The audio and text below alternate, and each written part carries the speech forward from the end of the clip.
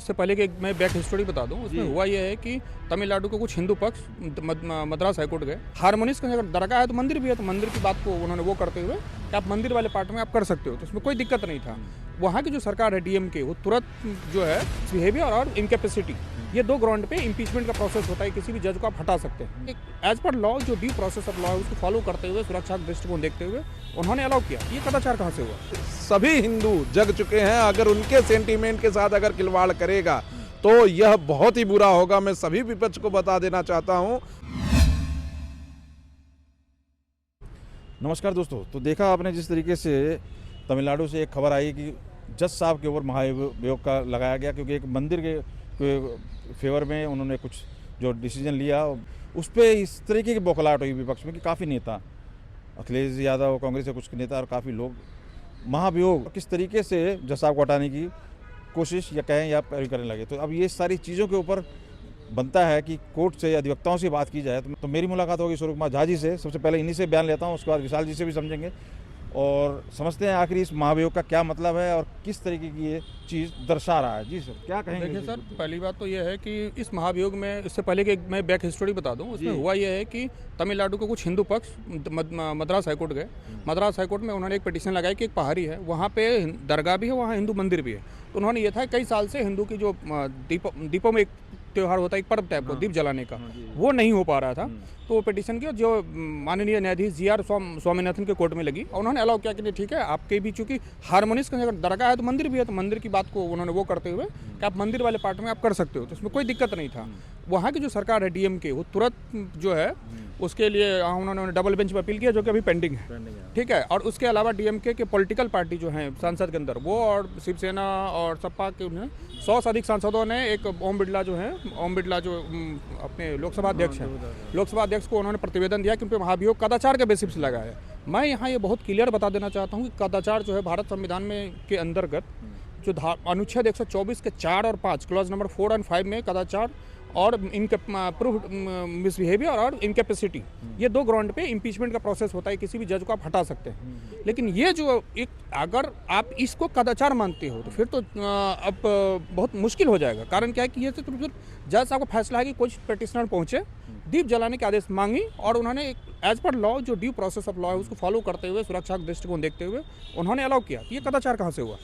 Supreme court में बहुत सारे जजमेंट्स में, और भी एक जजमेंट है CS रविचंद्रन अय्यर वर्सेस जो justice PM Bhattacharya 1995 supreme court, उसमें सुप्रीम कोर्ट ने क्लियरली बता दिया कि जज को किसी भी तरीके से प्रेशराइज ना किया जाए। जज की इंडिपेंडेंस, और Kesavananda Bharati case, L Chandra Kumar versus union of India case में पूरी बात लिखी गई कि independence of judiciary basic structure of Indian constitution.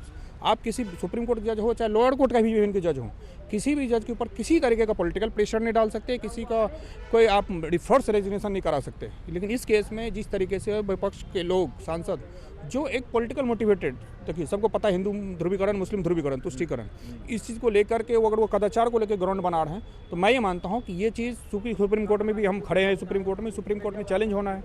ये मैटर सस्टेन नहीं करेगा। ये उनका विपक्ष के 100 से प्लस सांसदों ने लिखित में प्रतिवेदन दिया है। इस पर चर्चाएं होनी है, क्योंकि दोनों सभा से पारित, तो दोनों सभा में वो होना होता है, फिर मामला प्रेसिडेंट को जाता है, फिर प्रेसिडेंट उनको जो रिमूव करते हैं। ये इतना आसान होने वाला नहीं है। फिर दूसरी बात, उसके बाद इस पर एक कमेटी बैठेगी, इनकी जज इंक्वायरी कमेटी होती है, वो उसका भी फाइन वो होगा, फिर इनके कंडक्ट देखे जाएंगे।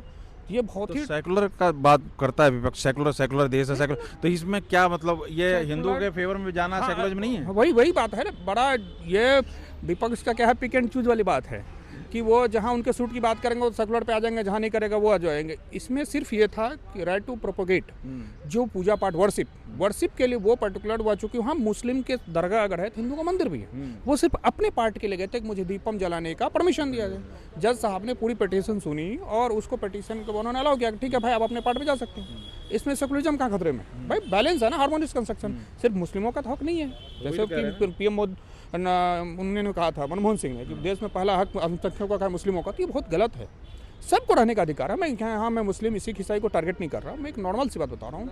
हर मुस्लिम सबको रहने का ज़रूरत है। और इस चीज़ को लेकर के बहुसंख्यक जो हिंदू हैं, उनकी आस्था का, अगर वो अपनी आस्था के लिए न्यायालय के दरवाजा खटखटाते हैं और न्यायालय ने उनको वो अलाउ किया है with due process of law, पूरी पिटीशन चली है, पूरी कार्रवाई होने के बाद अंतिम दिया, तो मुझे नहीं लगता है कि कदाचार है। अगर आप इस तरीके से मूव करोगे, आज हिंदू कहे, कल को कोई मुस्लिम जज कर दे या कुछ इस तरह के फेवर में, तो फिर हिंदू पक्ष चला जाएगा, तो ये बड़ा क्योस हो जाएगा। मतलब फिर आप लाइन कहाँ ड्रॉ करोगे? हर जज डरेगा ना फिर, क्योंकि दिल्ली बार एसोसिएशन 1991 के सुप्रीम कोर्ट जजमेंट में भी ये कहा गया है कि जो एग्जीक्यूटिव वर्सेस जुडिशरी का जो प्रोटेक्शंस है वो होने चाहिए, अलग डिमार्केशन अलग अलग होनी चाहिए। जज को अपने जुडिशियल वर्क में काम करना चाहिए, एग्जीक्यूटिव काम है जज के द्वारा लॉ एंड ऑर्डर जो पार्लियामेंट ने बनाया, जो सब वो नहीं किया है उसके एग्जीक्यूट करना। तो दोनों अलग अलग चीज़ें। अगर आप लेजिस्लेचर के लोग अगर पर्टिकुलर सेंटिमेंट, पर्टिकुलर प्रोपेगेंडा के थ्रू अगर आप जज पे प्रेशर डाल रहे हो तो ये मैं मानता हूँ बहुत ही गलत है। और स्वामीनाथन साहब ने ऐसा कुछ भी नहीं, मैंने थॉरली ऑर्डर देखा उनका, कुछ गलत नहीं किया है। तो क्या लग रहा है विपक्ष का क्या मतलब ये प्रोपेगेंडा बनाना मकसद है, क्या है? प्रोपेगेंडा है और पुष्टि सिर्फ राजनीति है, बहुत ओछी राजनीति। तो ये मतलब ये साफ-साफ एक नहीं दर्शा रहा कि बिल्कुल हिंदू विरोधी है। और प्लस क्या है, जज साहब आपके ऊपर दबाव बनाने की साजिश और कुछ नहीं। ये लॉ पॉइंट पे अगर आप मेरे से, चूंकि मैं एक वकील हूँ, मेरा काम है पहले लॉ पॉइंट को देखना, तो लॉ पॉइंट पे कहीं सस्टेन नहीं करेगा ये मामला। पहले तो पार्लियामेंट से पास हो, पार्लियामेंट से स्पेशल मेजोरिटी चाहिए होगी इसके लिए, फिर सुप्रीम कोर्ट में इस चीज़ को चैलेंज हो सकता है। तो इतना आसान नहीं है। मैं मानता हूँ कि ये सिर्फ एक तुष्टीकरण है और ये लॉ पॉइंट पे कहीं स्टैंड नहीं करेगा। 1 से 2 हेयरिंग में सुप्रीम कोर्ट इसको डिसाइड कर देगी, ठीक है। तो मेरा यही मानना है कि इस तरीके के दबाव से विपक्ष को हमेशा, एक आइवर्ट जेनिंग्स थे ब्रिटिश स्कॉलर, बहुत कॉन्स्टिट्यूशन के बहुत बड़े स्कॉलर थे, उनका था कि जो विपक्ष होता है शैडो कैबिनेट होता है। अगर सरकार नहीं चली पहले विपक्ष साथ देना चाहिए। इन भारत का विपक्ष हमेशा गलत काम, जो रूल ऑफ लॉ स्टाफ को, हाई कोर्ट सुप्रीम कोर्ट काम होता है रूल ऑफ लॉ को स्टैब्लिश करना। अगर कोई जज इसको कर रहा है, अब उसको एक तरीके से पार्लियामेंट्री थ्रेट दे रहे हो, नहीं जी हम यहाँ पे महाभियोग चलाएंगे, कदाचार लाएंगे। कदाचार इतना आसान नहीं है। कदाचार के लिए दिखाना पड़ेगा ऑटोरेजली आपको। कदाचार मतलब जैसे फाइनेंशियल, ऐसा नहीं कि भारत में सब कदाचार नहीं है। पीडी दिनाकरण का केस है, सौमित्र सेन का केस है, वीर रामास्वामी केस है, जहाँ उन पे एलिगेशन थे फाइनेंशियल फ्रॉड का, फाइनेंशियल मिस अप्रोप्रिएशन, फ्रॉड सब मैं गलत बोल रहा हूँ, मिस अप्रोप्रिएशन की, पैसे का इधर उधर अनियमितता का, वो सिद्ध हुए। उसकी कमेटी बनती है, सिद्ध होती है। आप ये कहोगे एक फैसला देना गलत हिंदू पक्ष में, तो ये कदाचार मैं नहीं मानता। जितनी जानकारी मुझे संविधान की है, मैं इसको कदाचार नहीं मानता हूँ। ये एक नहीं, पर अगर वो मजार के खिलाफ कुछ बोल दिया होता तब तो ये तब अगर आप कुछ डेरोगेटरी रिमार्क देते तब था। यहाँ उन्होंने सिर्फ ऐसा कुछ नहीं कहा है कि इस तरीके से आप उसको कदाचार की कैटेगरी में लाओगे। और माननीय पार्लियामेंट में तो पहले पास हो, संसद में तो पास हो, इतना उसके लिए बहुत दोनों पक्ष की वोटिंग होगी, उनके 2/3 मेजोरिटी पास होनी है। फिर उसके बाद जज साहब के पास मौका है कि उसको उस पूरे प्रोसेस को सुप्रीम कोर्ट में चैलेंज कर सके। तो यही है मेरा मानना, कुल मिला के ये चीज़ है। लेकिन आप देखिए खुद जो सेकुलर की दवाई देते हैं, संविधान की दवाई देते हैं, उनकी ये सोच, उनका ये प्रयास, एक्सप्लेन कीजिए विशाल जी अपने भाषा में, किस तरीके से देख रहे हैं महाभियोग लगा दिए जज के ऊपर, क्योंकि वो हिंदुओं के। देखिए, ये सरासर कानून का दुरुपयोग करने का काम विपक्ष के द्वारा किया जा रहा है और ऐसे विरोध करने से कुछ होने वाला नहीं है। विपक्ष को ये समझ लेना चाहिए कि आज सभी हिंदू जग चुके हैं। अगर उनके सेंटीमेंट के साथ अगर खिलवाड़ करेगा तो यह बहुत ही बुरा होगा। मैं सभी विपक्ष को बता देना चाहता हूं, जो हिंदुओं के नाम पर सरकार में चुन के आते हैं, ऐसे लोग भी इस पार्टी में इम्पीचमेंट के लिए गए हैं। और इसमें मैं सबसे प्रखर रूप से नाम लूंगा शिवसेना के उद्धव ठाकरे का। उन्होंने जिस तरीके से बाला साहब का नाम खराब किया है, ऐसा नाम किसी ने नहीं खराब किया है।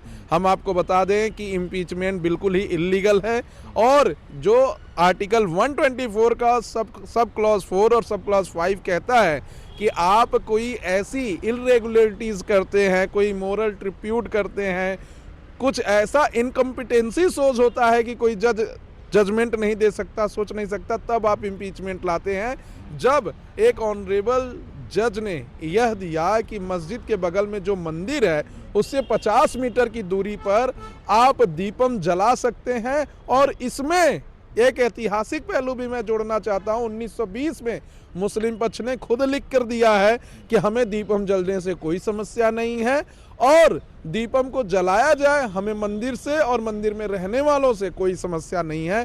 तो फिर उसके बाद विपक्ष का यह ड्रामा करना, इम्पीचमेंट का प्रोसेस लाना कहाँ तक सही है, ये मैं जनता से भी पूछना चाहता हूँ, वहाँ की सरकार से भी पूछना चाहता हूँ और लोगों से भी पूछना चाहता हूँ जो उनको सरकार को चुन के लाते हैं या उनके पक्ष में बोलते हैं। यह बिल्कुल ही गलत है। आप किसी एक मेजॉरिटी का आप बार बार असम्मान कर रहे हैं, आप बार बार उनके दुखों को कुरेदते हैं, आप बार बार उनको यह दिखाने की कोशिश करते हैं, जलाने की कोशिश करते हैं कि इस देश में मेजॉरिटी के लिए कोई काम नहीं है, कोई नाम नहीं है और कोई जगह नहीं है। यह बर्दाश्त नहीं होगा। बहुत बार ऐसा देखा जा सकता है कि मेजॉरिटी ने बहुत ही बड़ा हृदय करके ऐसे ऐसे काम किए हैं। अभी हम कश्मीर की बात बता रहे हैं, एक आतंकवादी के परिवार का घर गिरा दिया गया, वहाँ हिंदू समाज के लोग सामने आए, उनको ज़मीन भी दी, उनका घर भी बनवाया, फंड भी रेज किया। और जहाँ ऑनरेबल हाई कोर्ट की जजमेंट रीजनिंग को सुनने के बाद यह आता है कि दीपम आप जला सकते हैं, जो साल में सिर्फ एक बार होता है, उसके बाद ऐसा इम्पीचमेंट लाना जिसमें अखिलेश यादव, कांग्रेस, लालू की पार्टी और उद्धव ठाकरे की पार्टी, डीएमके, सारी पार्टियां हैं, यह बहुत ही गलत है। और यह पास भी नहीं हो पाएगा इम्पीचमेंट, क्योंकि इनके पास संख्या नहीं है। ये सिर्फ जजों को थ्रेटन करना चाहते हैं कि अगर कोई जज उनके खिलाफ ऐसा करता है तो वो यह कदम उठाएंगे, जो कि बिल्कुल ही गलत है।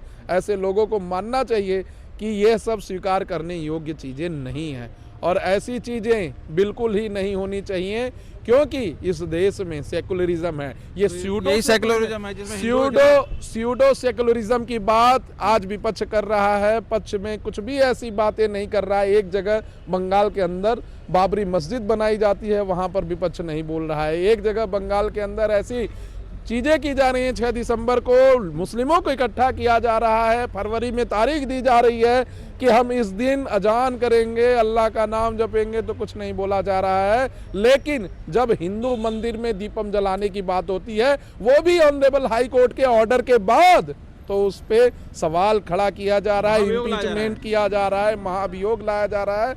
और ऐसे लोगों को देखा जा सकता है कि यह बहुत ही गलत हो रहा है। तो मुझे लगता है कि इम्पीचमेंट कहीं से भी सफल नहीं होगा, और आने वाले समय में यह बिल्कुल ही जमीन पर, धरातल पर नहीं आ पाएगा, क्योंकि इनके पास संख्या नहीं है। विपक्ष का कह लें या इस तरह के जो भी नेता खड़े दिखाई दे रहे हैं, इस तरह सर क्या इनको हिंदू विरोधी ना माना जाए? कहा जाता है कि जी हिंदू मुस्लिम किया जा रहा है, ये हिंदू विरोधी ही हैं। और ऐसे लोगों को मैं मानता हूं कि सरकार को, जब ये सरकार में वोट मांगने के लिए जाए, जब चुनाव में जाए, तो ऐसे लोगों का विरोध करना चाहिए, ऐसे लोगों को दरकिनार कर देना चाहिए।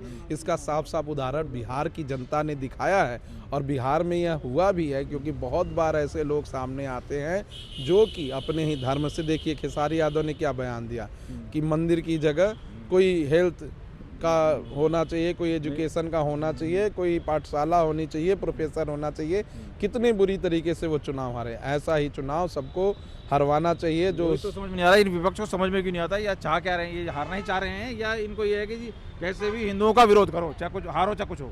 जी यही कर रहे हैं, विरोध ही कर रहे हैं, और विरोध करने से कुछ मिलने वाला नहीं है। मैं बता दूं कि विरोध करने से सिर्फ पराजय ही होगी, क्योंकि जब जब सनातन का विरोध हुआ है, तब आप देखिए श्री कृष्ण जन्म लिए हैं, राम जन्म लिए हैं, और बहुत सारे देवी देवता जन्म लेकर सनातन की रक्षा की है। अगर ऐसा ये विरोध करेंगे तो इनको धरातल में भी जगह नहीं मिलेगी, जमीन के अंदर जमींदोज होना पड़ेगा। कानूनी पहलू पे क्या मतलब लग तो रहा नहीं, क्योंकि सेंटर में बीजेपी किस इम्पीचमेंट तरीके के से सारी चीजें इम्पीचमेंट के लिए जो संख्या चाहिए लोकसभा में, राज्यसभा में, वो संख्या इनके पास नहीं है।